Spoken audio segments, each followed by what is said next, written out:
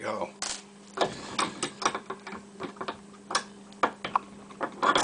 That is a best small format interchangeable core padlock.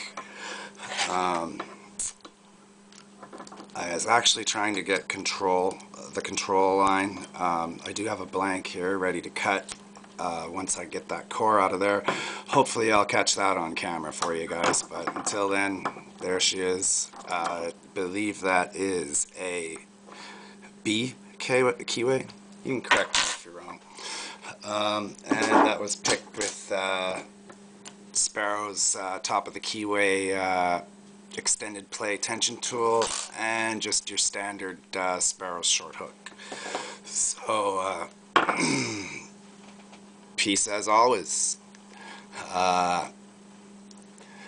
Thank you very much, Sparrows Lockpicks, for the support. You guys are awesome. And if you're interested in lock sport or the whole lockpicking community in general, please visit keypicking.com. It's a great site with a whole lot of really good, knowledgeable people ready to help.